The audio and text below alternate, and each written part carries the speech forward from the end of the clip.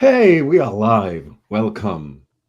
Welcome, Stephanie, and welcome, Kari, our guest today in this episode of the number 10 of the series of How to Thrive as a Human in an AI World. And we are picking up on where we left last time, as always. So, the words, the concepts we are juggling with today are visualization and imagination. Who wants to go first? Well, don't forget, people that are watching are free to comment in the comments on LinkedIn or wherever they're watching, and we will pick that up in our conversation, assuming you're joining us live and this isn't after. Um, so yeah, and also just StreamYard doesn't let us actually respond to LinkedIn in the comments, but we will pick it up live. So yeah, there we go. Okay, so I said my public service announcement. Now we can get into the topic of visualization and imagination. I don't know. I have, my dinosaur on my desk. We could start with imagination, but Y- yeah, AI. I think imagination is certainly something that separates us from AI. And Wait, what about AI hallucinating? Because I think that the hallucinating, if it's like saying that some fact is real and it actually isn't that imagining facts? Hallucinations of AI.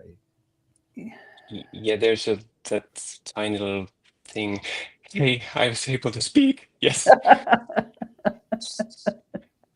Um, yay. yeah, with the imagining and hallucinating, I think I was thinking about this, overthinking this, and artificial intelligence. So it's there's art in that too. It's artificial Hmm. intelligence. I don't know if we can pick on that one, but hallucinating in arts is it's a thing, I guess. Yeah, you can get, yeah, it is, I think. There's certainly some artists that have used mind mind art mind altering substances to hallucinate and create art. This is probably the most enigmatic beginning of our seriousness ever. And there's a article about the mushrooms and improv, and it's actually like improv side of things, you can kind of get to same effects, like Well, melting your ego, which is can be good. well, Yeah, there are many paths to the top of the same beautiful mountain. many paths to enlightenment, certainly. Hmm. Yeah, I'll go with that. But even though I said what I said in the beginning, I'm not saying that AI can imagine. I'm not letting I'm not giving that credit to AI. Yeah, I think to imagine you need to think, you need to have consciousness, Yeah. which we've talked about before. AI doesn't have it. It's mimicking, and it's using statistics to generate these words and sentences and paragraphs. Mm. But But it's not. it it's amazing though, because what I have learned my own thinking from the AI because it's pretty much a statistics, like you said. It's picking the words in certain order and based on the tuning. So that's why we are tuned in the same channel here, like we are in a stereo typical world or whatever channel uh, noising here, giving a little Mm. words. Yeah. I have been thinking like for the last week of authenticity. Like how actually people can behave like language models in a sense that people can present themselves, for example, in the social media in a kind of a preferred, culturally preferred way, as I am a successful and wonderful person, and they are kind of like inventing this quite shallow identity that's very stereotypically successfully nice, and there's no depth in that character that they want to present. And we can do lots of stuff. We can design clothes as human beings in a very stereotypical or shallow sense, or we can be, doing haute couture and revolutionize the fashion. So I think, in a sense, people can be behaving like AI too, like without so much imagination. Yeah, Yes. well, and I think Yeah, a go lot ahead. of, I think there are people, I was going to say a lot of people, but I will take that away. I will say I think there are people um, that see that as an ideal, see that Yeah, unemotional perfection as an ideal, as something they aspire to be. And yet emotions are what makes us human. Consciousness is what makes us human. and That our flaws, our flaws, our absolutely. imperfections, as we have talked about. Yeah. Yeah, You now know, our language style to communicate. In improv side, we have a gibberish, which is basically you start speaking, nobody understands you, but you start heightening your things. yeah. And then I speak English, I speak Finnish. There's lost in translation, gained in translation. Um, I have been thinking also like there's herd mentality, like with my accent, is it heard or heard? I just heard something, or is it the like like the herd of people, like people are Mm, saying something, and then you suddenly start having a critical mass on um, some ideas. yeah. Yeah. There are a lot of words that sound the same in English, but are spelled different and have different meanings. So yeah, it and that's got to be hard. And I'm thinking about when I was trying to learn German, it wasn't, there weren't words like that. There were some weird words and situations with language, but that were different than English certainly. But yeah, I'm just thinking English tear and tear, spelled the same but two different things. Oh, what's Daniel said? Isn't hallucination often a byproduct of ambiguous or insufficient knowledge? I think AI draws from existing data to simulate creativity and lacks that human emotion, experience, and consciousness. Absolutely. I love that, Danielle. You Thank nailed you. I totally agree. Yeah. Yeah. Yeah. I think with AI, when we talk about hallucination, it is that it's making things up. I think when we talk about humans hallucinating, I think that's a different thing. That's a drug induced or some kind of mental health problem that's creating that. Um, it. Yeah, hallucinations. Yeah, if we talk yeah, hallucinations. and so I think yeah, But also, there's a saying. I don't know if in English there's a saying that genius and crazy are close. yes, yeah, yeah. So, what's the actual difference with kind of like going crazy and hallucinating because of that, and having a really vivid imagination and having visions of stuff?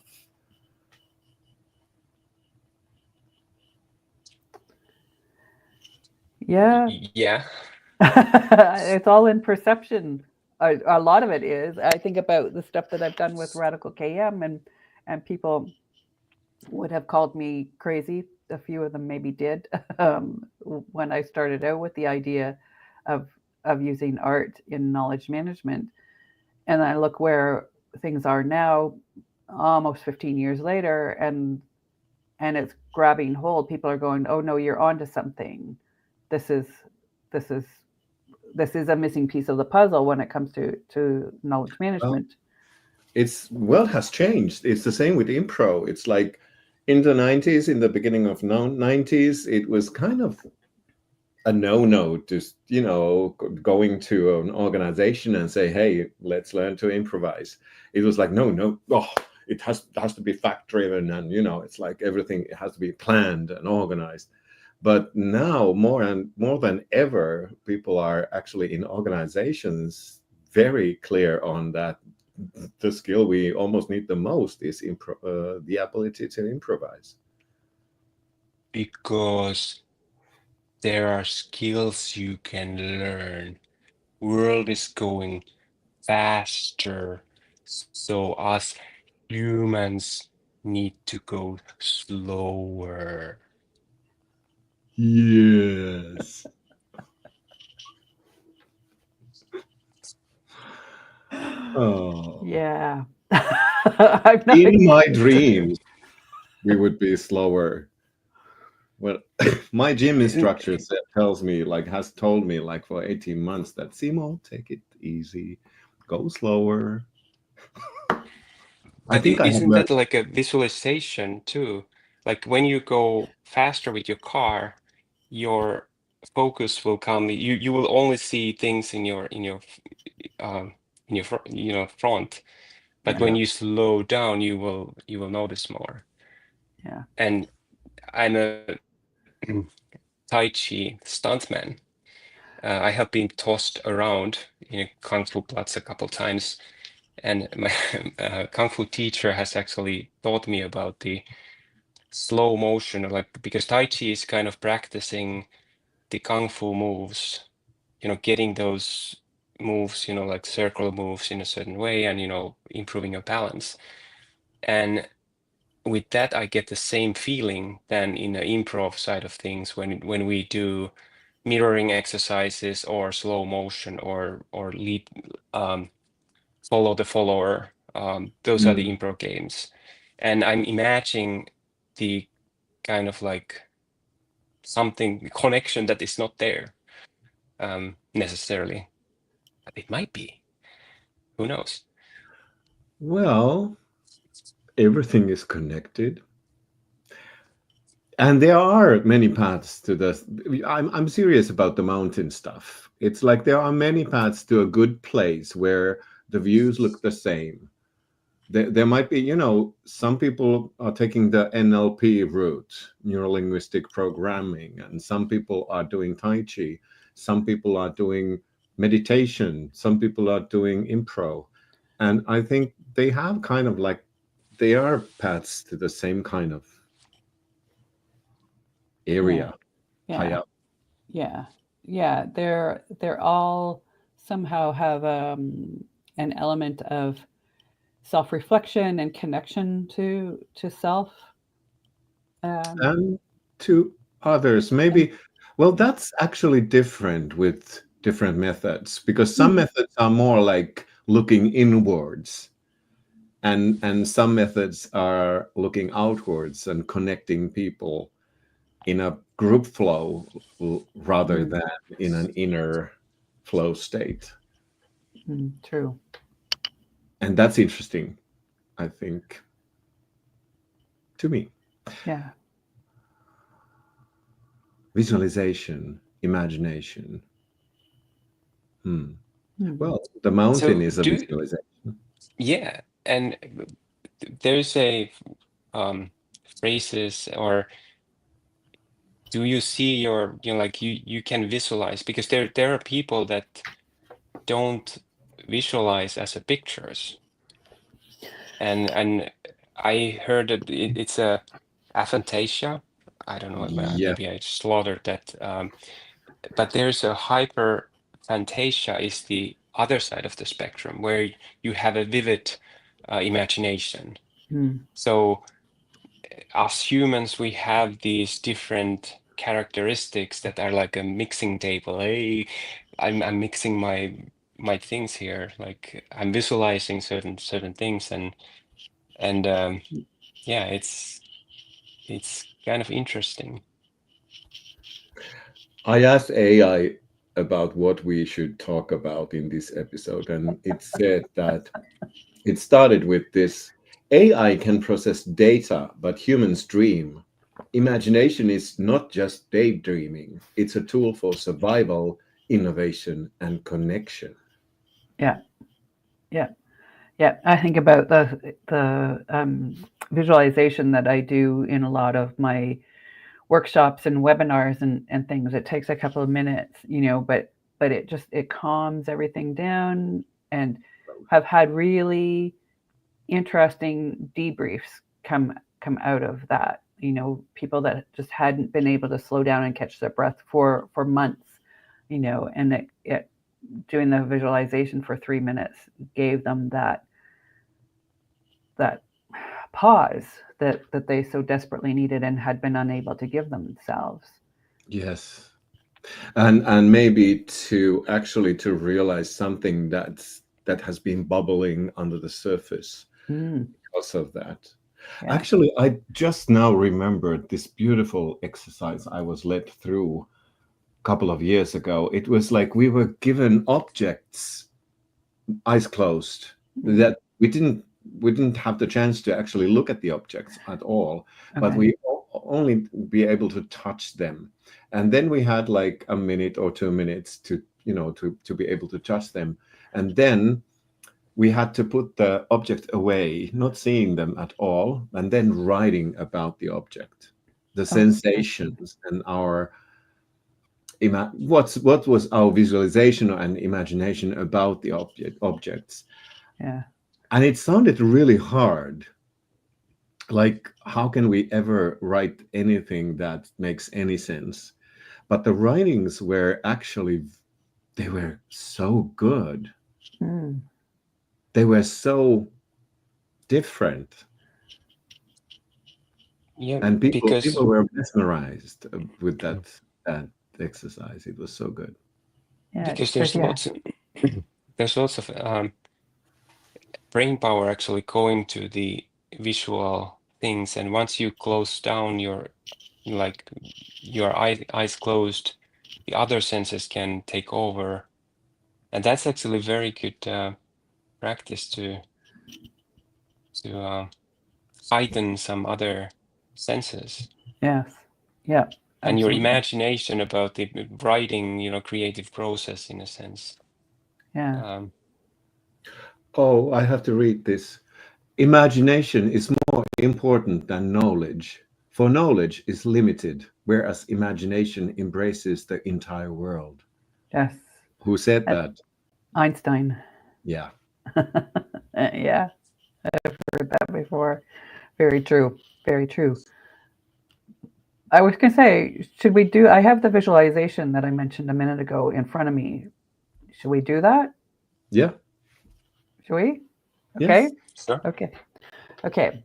So I invite both of you and everyone listening to get comfortable. Take a slow, deep breath and close your eyes. Picture in your mind's eye a small and delicate flower floating gently inside your skull, just behind the bone of your forehead.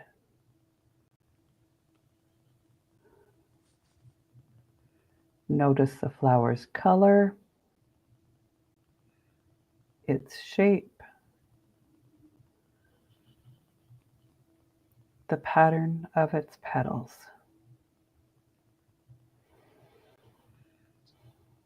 Let the flower drift slowly downward,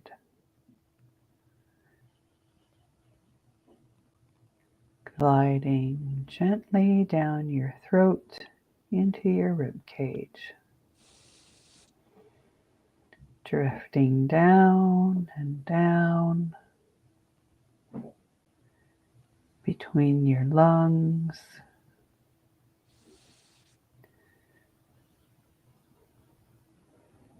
downward, gently downward.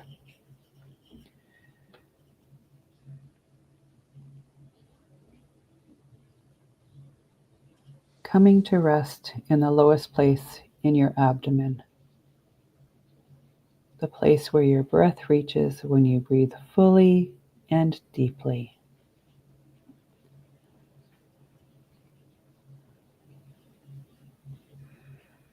A quiet touch of color deep in the darkness of your abdomen. Hold the flower there. Hold it. Hold it. Now let it go. Let the flower vanish.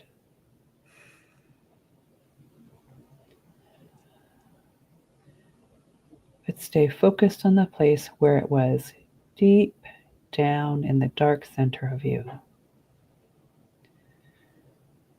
Focus on the darkness.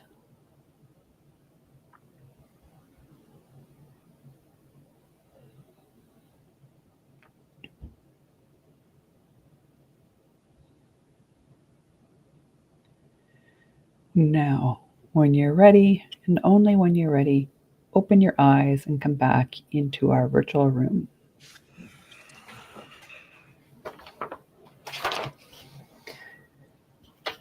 So, what do you think? If you did that along with us and you're watching the live stream, feel free to put your thoughts in the comments. As I say, I've done that. I do that quite often.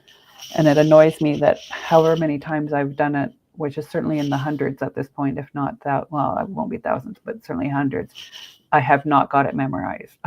So I still have to open my eye and peek at what the next sentence is all the time.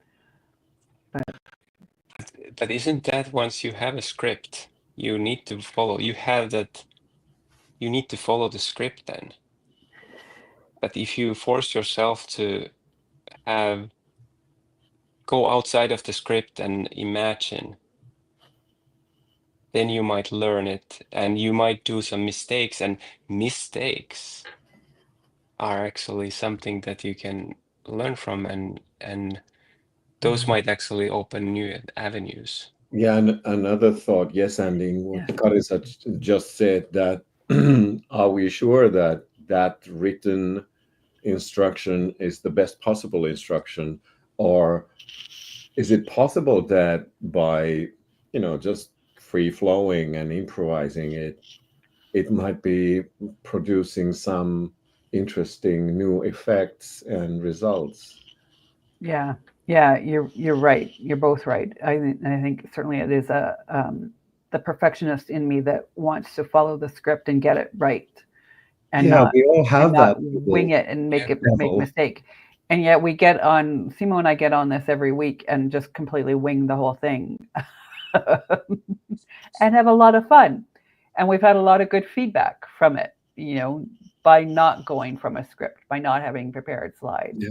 So But there's always like the thing that is not understood about the improvisation is that amount of preparation that you have to have, and amount of felt experiences that will surface during the sessions. And yeah, that's usually like, because that's where all the magic happens. yes. Is Yeah. that okay? Oh yeah, that was like I was imagining, and now I realized that, oh, this was the story that I need to tell. Yeah. And that's a kind of like interesting thing. And like I have so many stories about that, and that's why the storytelling is the nice way to share knowledge Yes. between humans, Yeah. because we remember stories. Our brain remembers stories because we are drawing that same imaginary inside our head.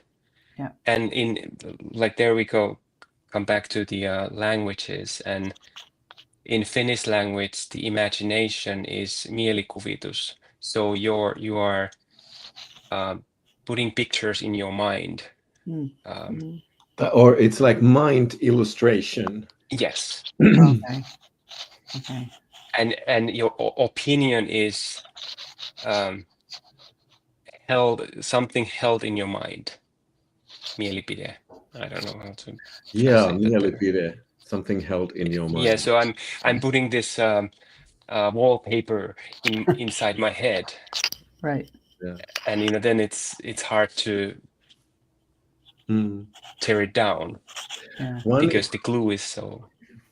one interesting thing about the exercise you led us through, Stephanie. Thank you for doing that. That was a very welcome moment. But I almost kind of like I got really stuck with it because it's like I imagined one of my favorite flowers, which is twin flower or Linnea borealis in Latin, Vanamo in Finnish. It's a really small, delicate flower. You said like small, delicate flower, and that was the first one. And I kept imagining first here, and then you said inside your skull. I was like, oops, I tried to move it here. And then the flower kept transforming to a kind of a multi-petaled one flower, like a combination of a rose and dandelion. And I was like, stop doing that. I want my twin flower. And now it's like this bigger flower kept like coming and coming. And I said, I really need my twin flower. And then I got it. I won the fight. And then that was the one in my abdomen finally. But like who should care what the flower should be? I was so stuck with my choice. Yeah. Yeah. That's a good one. WTF? What the flower? Yeah. Yeah. So there's what the feeling, what the function of this feeling that comes in. I imagined a water lily, purple water lily, because I Mm. had seen the picture in Okay. somewhere, and that's what I was kind of. And I had Okay. that. So you copy pasted it inside your head. Yeah, exactly. Copy pasted it, and I had this deja vu and bon voyage feeling both at the same time. That like I have heard this before, but this is totally new experience. And hey, Okay. good, travel safely for the flower. Um, and the interesting thing about going back to the story of the kung fu, like we were doing these Tai Chi things in a Shaolin Kung Fu place here in Naperville, Mm. and this master is like he's the top notch. Like he has gone through all over the world showing all those moves, and so he knows his stuff. And like he was showing me the moves, and you're like, you do what feels good for you because we are all different, and you need to find your own way to do it. And that was the kind of like thing. And then I'm like, hey, wait a second. So all this energy center stuff. So we are actually following our energy center. Like I started asking him the question, and he's like, no, we don't go there yet. I'm like, yes, that's the thing. Stay out of your energy center. But that's where I'm imagining the flower to go is the energy center, and Yeah. Yeah. and it's not dark place. It's Oh. actually bright place. Yeah, the darkness of the abdomen was kind of a bit spooky. That's a Yeah. Moomy thing, right? Yeah. The Moomy Oh, there trolls, was a those are. LinkedIn user writing like about our imagination and creativity, and I do agree. We have discussed this several times with Stephanie and agreed upon the fact that yeah, to thrive or survive, or being complemented by Yeah. AI, not driven by AI. Hmm. Yeah. Yeah. It's a tool. It's not a replacement. It's Hmm. an addition. Yeah. Yeah. And there's a question. Yeah. How far should the confluence between AI and human creativity go?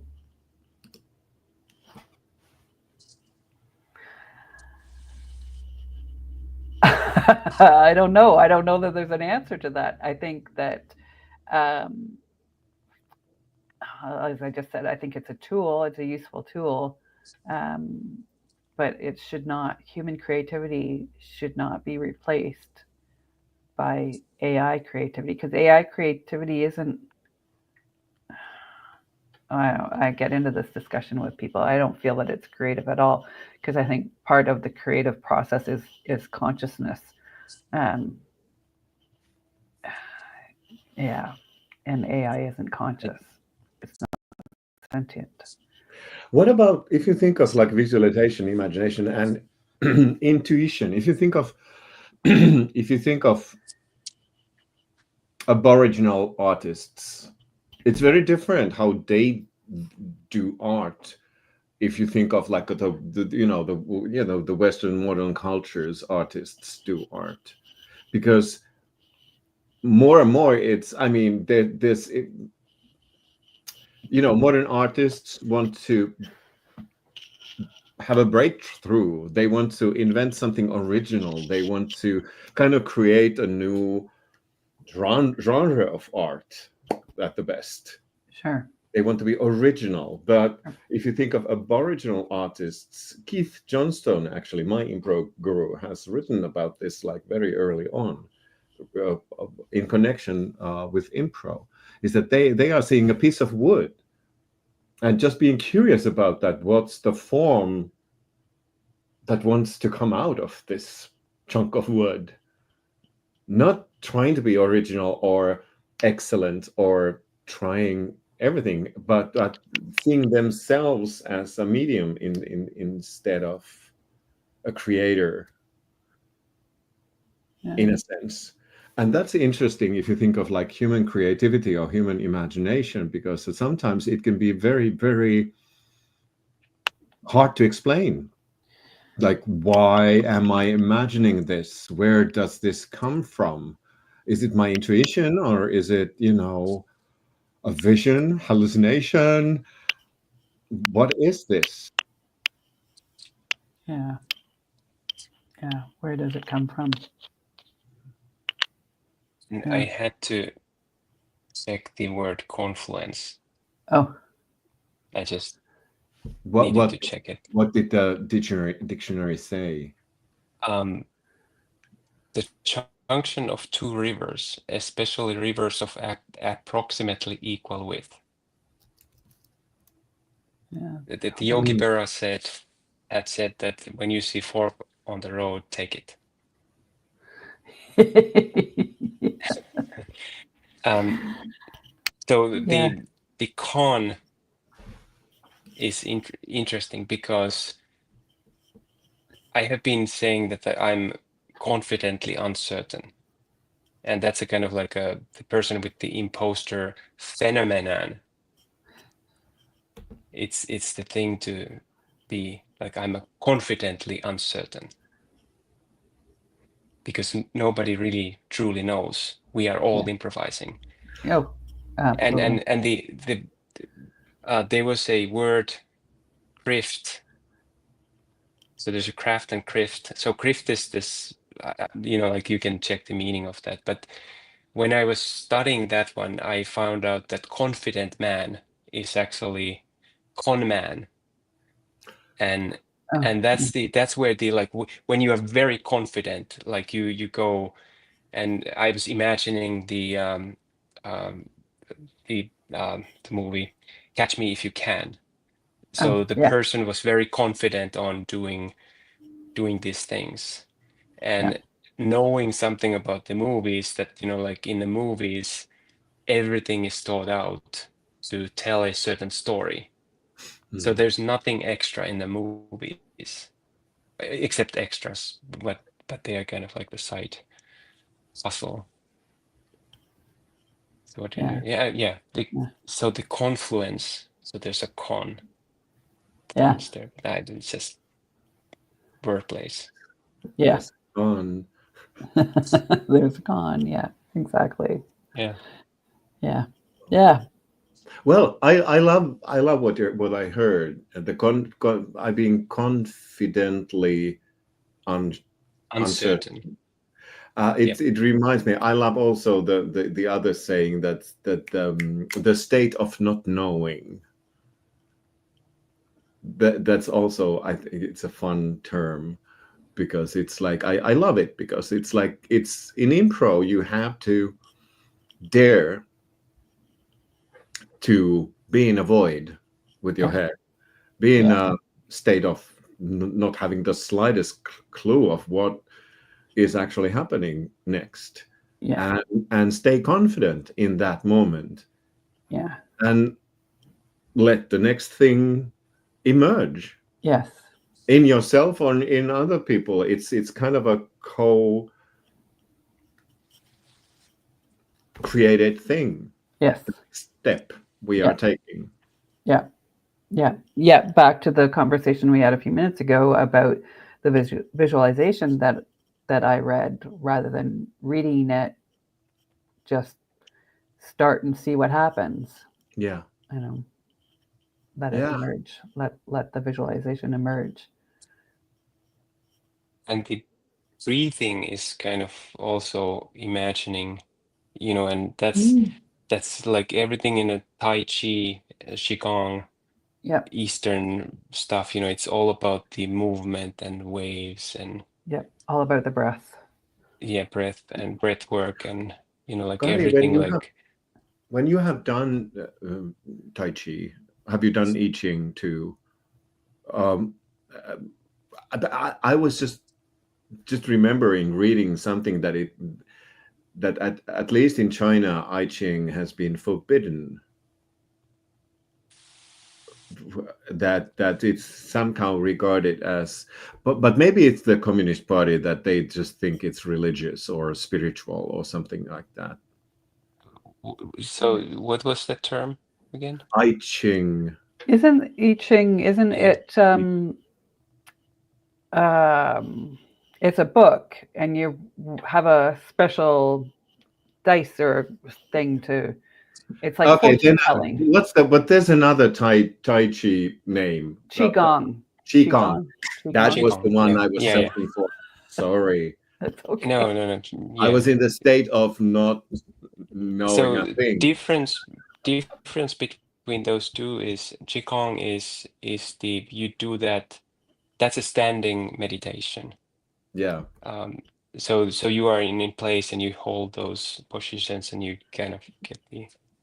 I'm not the expert, but my neighbor is, and Ah, so that's uh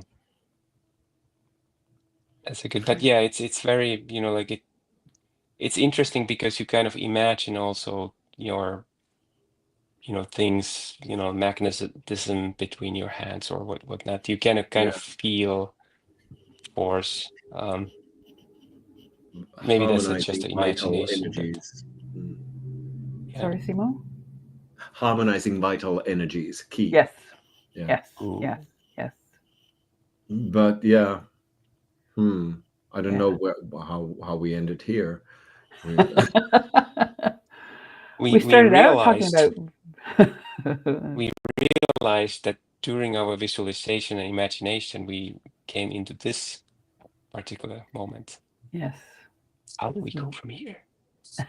Meditation, slowing down. but all in all,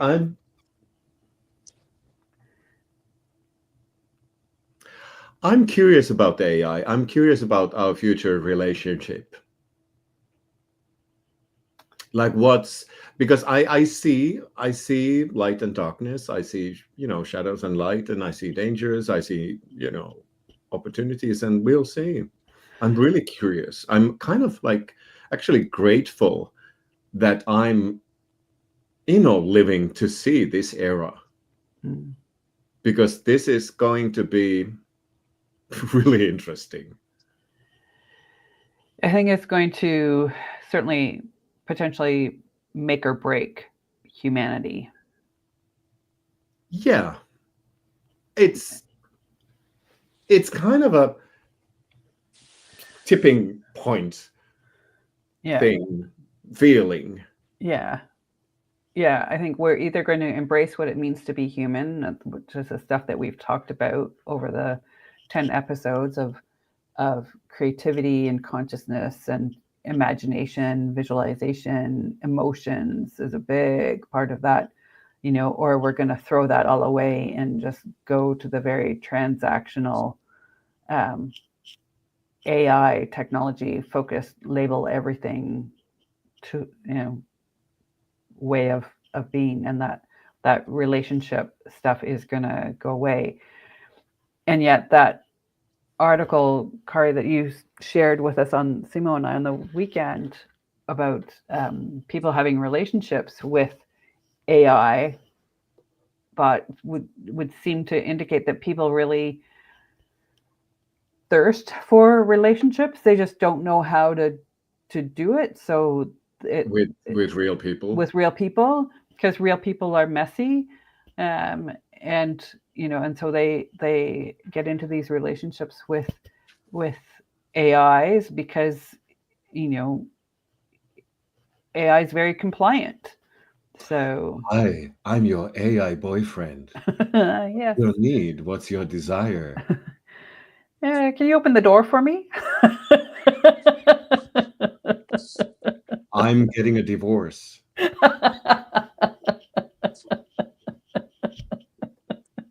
Yeah, but I think that's a human thing, is that we are looking for the connection, and Yes.